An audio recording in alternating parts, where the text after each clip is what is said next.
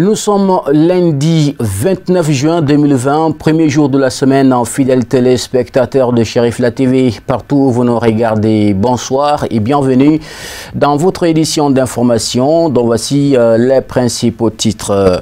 L'ASEMO, l'amicale des anciens stagiaires et étudiants maliens d'Odessa ex-URS vient au secours de nos compatriotes déplacés du centre du pays à suivre dès le début de cette édition. Autre titre de l'actualité, manifestation de soutien à la paix et à la réconciliation à travers une caravane dans les 11 communes du cercle de Messina. L'initiative est celle du collectif Sauvons Messina. Voici entre autres les principaux titres qui vont meubler votre journal.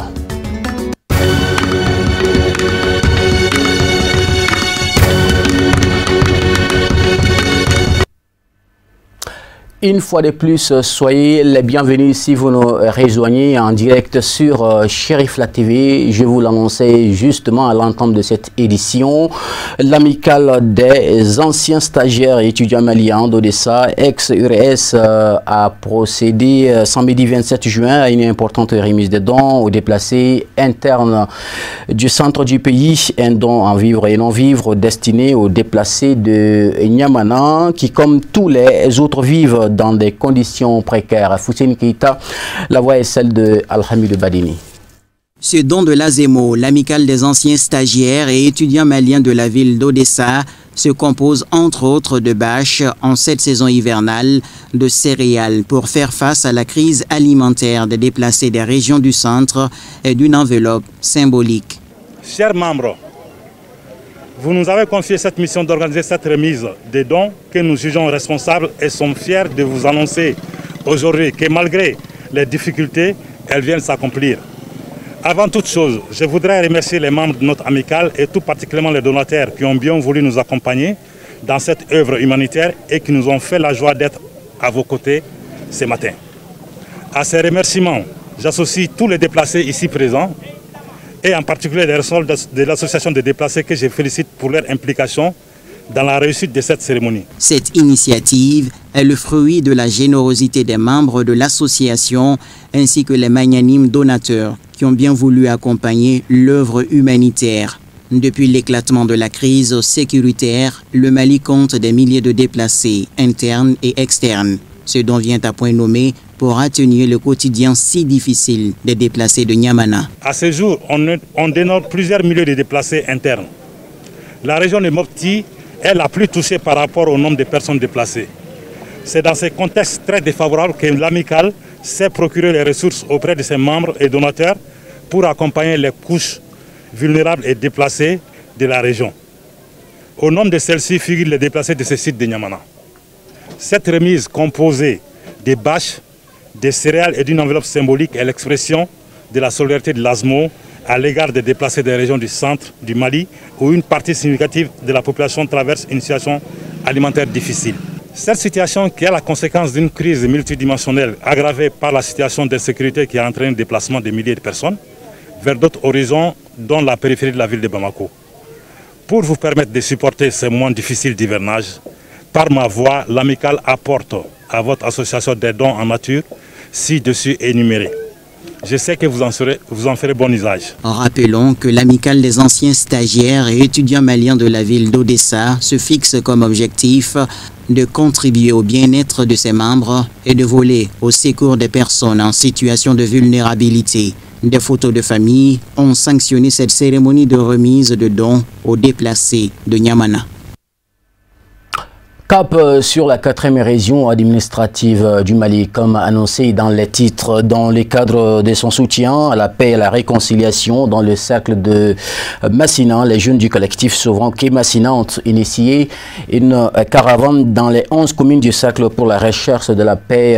La cérémonie de clôture de la dite caravane qui était couplée au lancement officiel des activités du collectif a eu lieu samedi 27 juin 2020 sur la place publique de la localité en présence des autorités administratives, politiques et coutumières de Messina, envoyés spéciaux Amadou Kamara et Abdoulaye Sogodougou. Le maire de la localité, dans son intervention, a remercié les jeunes du collectif Sovonké Massina pour avoir initié cette caravane qui cadre parfaitement avec les objectifs de la mairie.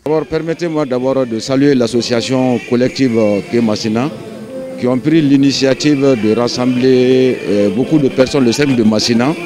D'abord, avant de rassembler, ils ont sillonné les 11 communes du cercle de Massina pour passer des messages de sensibilisation, de cohésion, de paix et d'entente dans toutes les communes. Aujourd'hui, c'est le tour de Massina. Donc vous voyez que beaucoup de gens sont venus, donc on ne fait que saluer l'initiative et les accompagner. Les ressortissants de Massina, très heureux de cette initiative de la caravane de la paix, ont indiqué que le collectif Sovonké Massina, en prenant cette initiative, veut apporter sa contribution à la construction de l'édifice national à travers la réconciliation dans tout le cercle de Massina. Bon, nous avons pris cette initiative puisque nous avons vu dans ces derniers temps qu'il y a eu conflit dans notre cercle. Donc, raison pour laquelle nous, les jeunes de Massina, nous sommes réunis à une association dénommée Collectif Sovonké Massina. Notre objectif est d'unir tous les fils de Massina. Donc, c'est la raison pour laquelle que nous avons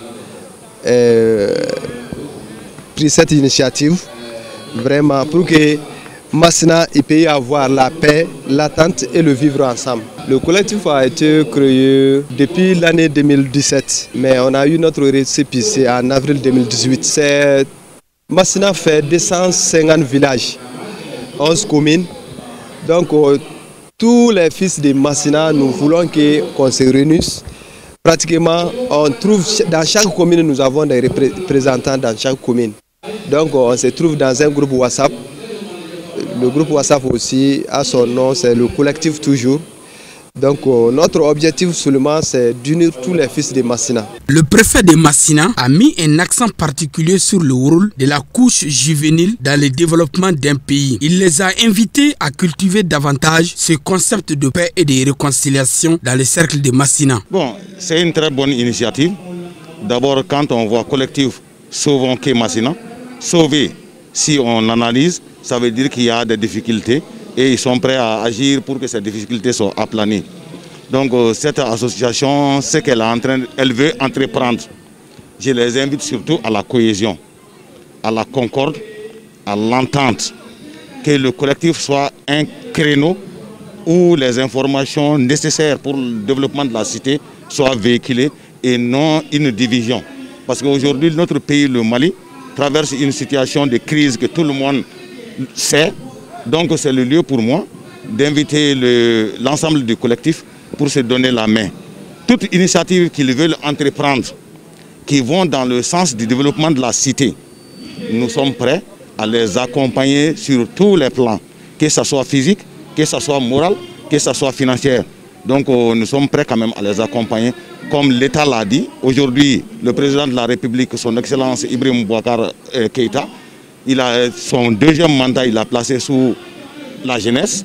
Donc si la jeunesse se regroupe aujourd'hui pour pouvoir apporter son expertise par rapport au développement de la cité, cela ne va très droit au cœur. Donc nous ne ménagerons aucun effort pour les aider dans cette entreprise-là. A noter que le collectif Sovonké Massina, avant cette caravane, avait mené d'autres activités de développement local pour le développement économique du cercle de Massina. Bien vivement d'autres initiatives pour la recherche de la paix. Actualité au plan international, le premier essai clinique sur le sol africain pour un vaccin contre le Covid-19 a débuté cette semaine. Environ 2000 personnes vont participer à cet essai mené en Afrique du Sud. France 24 a pu en discuter avec un médecin qui supervise l'un des sites où le vaccin candidat sera administré à des volontaires. Pour en savoir plus, suivons ce dossier réalisé par Moussa Fomba. Une vingtaine de volontaires ont déjà reçu une injection. Ils sont les premiers participants du tout premier essai clinique en Afrique pour un vaccin contre le Covid-19. Annoncé officiellement mardi 23 juin, ce test mené en Afrique du Sud pourrait constituer un tournant majeur dans la lutte contre le coronavirus sur un continent où la propagation est toujours en phase d'accélération et où plus de 330 000 personnes ont déjà été contaminées. Le vaccin utilisé durant cet essai est le Shadow 1nCoV-19, mis au point en avril par l'Université d'Oxford. Il est considéré comme l'un des plus prometteurs parmi les centaines en cours de développement. En dehors de l'Afrique du Sud, des essais cliniques sur ce vaccin sont menés au Royaume-Uni, au Brésil et un autre est prévu aux États-Unis. Ce test ne vise pas encore à évaluer l'efficacité du vaccin contre la maladie. L'objectif pour l'instant est de nous assurer que le vaccin n'est pas dangereux pour les patients, qu'il n'y a pas d'effets secondaires et de mesurer la réponse du système immunitaire, explique Lee Ferli, médecin pédiatre. En tout, environ 2000 Sud-Africains devraient participer à cette étape qui est censée durer environ 1 an. Mais pour l'instant, nous avons recruté un premier groupe de 50 volontaires sur notre site qui vont recevoir le vaccin et ensuite il y aura 50 nouveaux arrivants avant de monter en puissance, précise Lee Ferli. C'est bien moins qu'au Royaume-Uni où l'essai concerne déjà 40 000 personnes et devrait fournir les premières informations sur la réponse immunitaire dans les semaines à venir, ajoute la pédiatre sud-africaine. Les volontaires sélectionnés en Afrique du Sud ont tous entre 18 et 65 ans et nous nous sommes assurés qu'ils étaient en bonne santé et ne souffraient pas de maladies chroniques nécessitant une attention médicale particulière, énumère Lee Ferli. Elle reconnaît cependant que l'essai pourrait être élargi à des personnes en moins bonne santé en fonction de ce que nous allons apprendre sur la sécurité du vaccin après les premiers tests. Et puis, le Conseil de sécurité a décidé à l'unanimité de proroger pour 1 an le mandat de la mission multidimensionnelle intégrée des Nations Unies pour la stabilisation au Mali, MINUSMA, soit jusqu'au 30 juin 2021. Badini, Alhamidou Badini nous en dit plus. Ce vote qui se réalise dans un contexte où les diplomates sont plus cléments avec la pandémie de Covid-19 est aussi un certificat de confiance. Si à Bamako, des manifestations ont réclamé ce mois-ci la destitution du président Ibrahim Boubacar Keïta, le Conseil de sécurité tient, lui, à souligner le progrès du rétablissement de la souveraineté de l'État exigé dans l'accord pour la paix et la réconciliation. Ainsi, la mission est renouvelée jusqu'en juin 2021 avec le même nombre d'effectifs et un budget en légère croissance. Avec son 1,2 milliard de dollars, la MINUSMA reste la 3e opération de paix la plus coûteuse. La résolution devrait redéfinir de nouveaux indicateurs de progrès sur l'APR pour la section désarmement, démobilisation, réinsertion et réintégration, pour la réforme constitutionnelle et pour la mise en place de la zone de développement du Nord. Elle fixera aussi pour la première fois des référentiels sur le centre où la situation n'a cessé de se dégrader et où 580 personnes ont été tuées depuis janvier 2020. Enfin, le texte clarifiera encore plus de soutien de la MINUSMA à la force conjointe du G5 Sahel pour plus d'efficacité lors des missions sur le terrain. Et puis juste revenons ici au Mali pour parler de cette actualité. Le Bureau national du groupement des leaders spirituels musulmans du Mali, je l'ESSEM, informe la communauté musulmane de la tenue d'une grande lecture du Saint-Coran prévue pour le jeudi 2 juillet 2020 à la mosquée de Seyd Cherif Ousmane Madane Haïdara. Objectif, formuler des bénédictions pour le pays qui traverse une crise sociopolitique et redéfinir les grandes orientations du dit groupement. Pour plus de précisions, suivons le vice-président du GLSM au micro d'Adama Diawara et Baba Keïta. Le groupement des leaders spirituels musulmans du Mali a l'honneur d'informer les oulémas, les imams, les iridis et l'ensemble de la population de la ville de Bamako qu'il compte organiser le jeudi prochain, Inch'Allah, une grande cérémonie de lecture du Coran à la mosquée de Cherif Ousmane Madane Haïdara à partir de 8 h. Nous demandons à l'ensemble des populations de Bamako. Le pays traverse une période extrêmement difficile. Nous devons implorer Allah subhanahu wa ta'ala, implorer son pardon, demander à Allah subhanahu wa ta'ala par la faveur d'une lecture de Coran à l'issue de laquelle nous allons ensemble prier le bon Dieu pour qu'il puisse vraiment pardonner nos péchés, pour que le Mali soit réconcilié, que les Maliens soient unis. Cette lecture de Coran est prévue le jeudi, Inch'Allah, le 2 juillet 2020 à la grande mosquée de Chérif Ousmane Madane Haïdara à Bangoni à partir de 8 h. Donc nous appelons tous les imams de Bamako, tous les iridis, tous les prêcheurs, toute la communauté musulmane à sortir massivement pour participer à cette journée de lecture du Coran. Qu'Allah accepte nos prières, qu'Allah protège le Mali, qu'Allah nous protège tous. Wassalamu alaikum wa rahmatullahi wa barakatuh. Voilà, c'était juste un appel à l'endroit de toute la communauté musulmane afin de prier pour la paix et la réconciliation au Mali. Transition toute trouvée pour vous proposer l'actualité sur la scène internationale en plus bref et en image. C'est une compilation de Moussa Fomba. Gorée, île symbole de la traite négrière au large de Dakar au Sénégal, a décidé de rebaptiser sa place de l'Europe en place de la liberté face à la persistance des actes racistes dans le monde. Cette décision n'est pas dirigée contre l'Europe, loin de là, explique le chef de cabinet du maire, Mamadou Adama Diop. Il s'agit d'une réponse à la vague de violence raciale dont la communauté noire et afro-descendante est régulièrement victime et dont la mort aux États-Unis de George Floyd, américain noir asphyxié par un policier blanc durant son arrestation, est un exemple, a dit le communiqué du maire. La place de l'Europe sur l'île de Gorée avait été inaugurée en 2003 par le maire Senghor et par le président de la Commission européenne de l'époque, Romano Prodi. En 2018, cependant, une nouvelle inauguration de la place après un réaménagement cofinancé par l'Union européenne avait donné lieu à de vives protestations sur les réseaux sociaux en raison de la part prise par les pays européens à la traite négrière.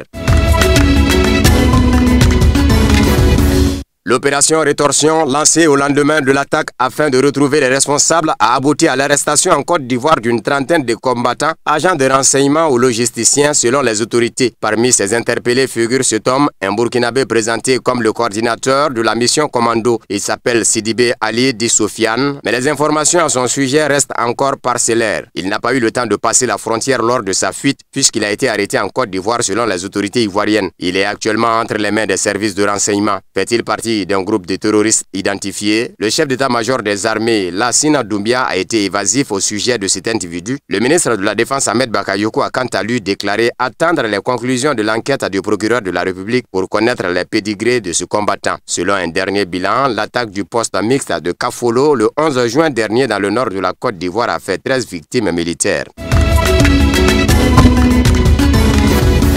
Le ministre de la Justice de la République démocratique du Congo, Célestin Tunda Yakasende, a été arrêté samedi à Kinshasa. Il a été libéré après avoir été interrogé par le parquet général près la Cour de cassation. Son arrestation intervient sur fond de graves tensions au sein de la coalition au pouvoir formée par le président Félix Tshisekedi et son prédécesseur Joseph Kabila, dont Célestin Tunda Yakasende est un proche. Avocat, il est membre de la famille politique de Joseph Kabila. Vendredi, lors du Conseil des ministres, le chef de l'État a sévèrement reproché à son ministre de la Justice d'avoir transmis à l'Assemblée nationale l'avis du gouvernement sur 3 propositions de loi très controversées. Ces propositions de loi sur le statut des magistrats ont provoqué des manifestations violentes autour du Parlement de la part de partisans du président Tshisekedi. L'ex-chef de la junte militaire qui a dirigé une transition au Niger à l'issue d'un coup d'État en 2010 a été choisi dimanche par son parti pour briguer la magistrature suprême. Les élections présidentielles qui seront couplées aux législatives seront organisées à la fin de cette année en 2020. Il s'était retiré de la scène politique nigérienne après avoir remis les charges présidentielles à l'actuel président Issoufou Mahamadou, élu en 2011, puis réélu en 2016. Le président Issoufou, en fin de mandat, n'est pas dans la course conformément à la constitution nigérienne qui limite le mandat à 5 ans renouvelables une seule fois. Le général Djibo, 55 ans, va chercher le fauteuil présidentiel sous la couleur du parti PJP, Paix, Justice et Progrès. Il a pris sa retraite de l'armée en 2019. Le premier tour des élections présidentielles au Niger, couplé aux législatives, est fixé au 27 décembre 2020. Mais avant seront organisées le 1er novembre les élections municipales et régionales, selon le chronogramme de la Commission électorale nationale indépendante CENI. Un mineur artisanal tanzanien est devenu millionnaire après avoir découvert 2 des plus gros fragments jamais trouvés dans le pays de Tanzanite, une pierre précieuse, et les avoir vendus à son gouvernement. Saninyu Kourian a mis à jour les 2 pierres pesant 9,27 et 5,1 kg dans les montagnes de Mererani dans le nord du pays, dans une zone que le président tanzanien John Magufuli avait décidé d'entourer d'un mur en 2018 pour contrôler la production et lutter contre les exportations illégales de Tanzanite. Le mineur les a vendue au gouvernement tanzanien pour la somme de 7,7 milliards de shillings. Il dit vouloir utiliser cet argent pour aider à développer sa communauté locale. J'envisage de construire un centre commercial à Arusha, la capitale, et une école près de ma maison, a-t-il déclaré. Le gouvernement a fait savoir sur Twitter que les pierres seraient conservées au musée national. Les législateurs du Parti communiste chinois se réunissent à partir de dimanche pour entériner la loi controversée de sécurité nationale relative à Hong Kong. Une cinquantaine de personnes ont été arrêtées lors d'une manifestation d'opposition à ce texte que ces détracteurs jugent liberticide. Pékin et l'exécutif hongkongais assurent qu'une telle législation est nécessaire pour ramener la stabilité dans l'ex-colonie britannique rendue à la Chine en 1997 et secouer l'an passé par des manifestations monstres contre le pouvoir central. Pour les détracteurs de la loi, dont l'opposition pro-démocratique de Hong Kong, les États-Unis, les pays du G7 et l'Union européenne, le texte risque de mettre à mal l'autonomie et les libertés du territoire. La loi vise le séparatisme, le terrorisme, la subversion ainsi que la collision avec l'étranger, et un organe de sécurité nationale relevant du gouvernement central devrait être institué à Hong Kong, avait indiqué l'agence Chine Nouvelle en juin. Depuis sa rétrocession, le territoire jouit d'une large autonomie par rapport à la Chine continentale. Les Hongkongais bénéficient par exemple de la liberté d'expression et d'une justice indépendante. L'article 23 de la loi fondamentale, qui sert depuis 1997 de mini-constitution à Hong Kong, prévoit que la région se dote d'une loi interdisant la trahison, la sécession, la sédition et la subversion.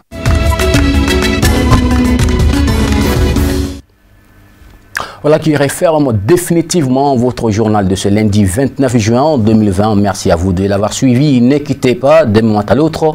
Vous pourrez suivre le journal en langue nationale Bamanankan avec Fatoumata Yaya Kane. D'ici là, portez-vous très bien. Qu'Allah sauve le Mali.